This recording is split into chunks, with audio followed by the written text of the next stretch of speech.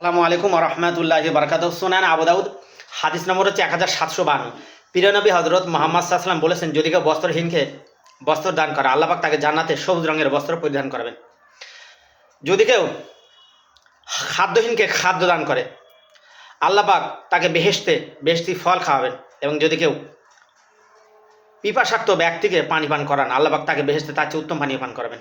হাদিস সুনানে আবু দাউদ হাদিস নম্বর 1752। ব্যাখ্যা: নবী করিম সাল্লাল্লাহু আলাইহি ওয়াসাল্লাম বস্ত্রহীনকে বস্ত্র, খাদ্যহীনকে খাদ্য এবং পিপাসার্ত ব্যক্তিকে পানি পান করাতে বলেছেন, তার প্রতিদান জান্নাতে সে পাবে। অবশ্যই যে কাজটা আপনি মাজারে করছেন, দেখুন মৃত পীর হোক আর যেই হোক ভাই, সে মাঝের উপরে আপনি চাদর দিলেন, এটা বেহুদা এবং শিরিক ছাড়া কিছুই নয়। আপনি ওই চাদরটা মুসলিম যারা শীতে কাঁপছে, যারা রোডে ফুটপাতে আছে, বা এবং গরিব যারা এবং পাগল যারা ম্যাট, অর্থাৎ যারা বিশেষ করে আপনার হোমলেস, তাদেরকে দিন।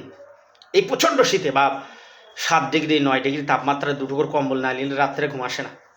মাঝারওয়ালা আপনার কাছে চাদর চাইনি ভাই, অবশ্যই ওই চাদরগুলো আপনি যারা কষ্ট পাচ্ছে শীতে তাদের দেন। আপনার জন্য প্রতিশ্রুতি দিয়েছেন মুহাম্মদ সাল্লাল্লাহু আলাইহি ওয়াসাল্লাম যে আল্লাহ পাক ওই বেহেশতের সবুজ রঙের পোশাক পরিধান করাবেন। আর যে মাজারে আপনি স্তুতি করার জন্য যে ফুল বা ফলগুলো দিচ্ছেন, মাজাররা আপনার কাছে খেতে চাইনি ভাই।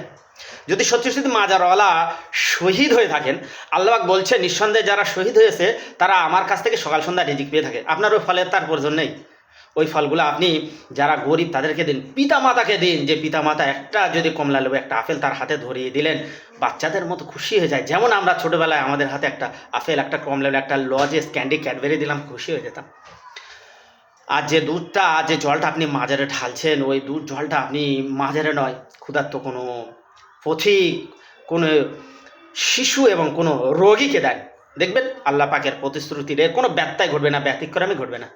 আপনার জন্যে ওই জান্নাতে ওই ওয়াদাগুলো রয়েছে। যদি দান করেন, অবশ্যই শিরিক যদি করেন, আল্লাহ বলেছেন তারা চির জাহান্নামী হবে। মাজারে এই সকল কর্মকাণ্ডগুলো করা, অবশ্যই চাদরে দেওয়া, মানত করা এবং সাজদা করা এবং সেখানে স্তুতি করা, ফুল ফল দেওয়া, দুধ ঢেলে সেই দুধ খাওয়া, জল ঢেলে সেই জল খাওয়া, এগুলো পুরোপুরি ডাহা শিরিক, কুফার বেদা ছাড়া কিছু না।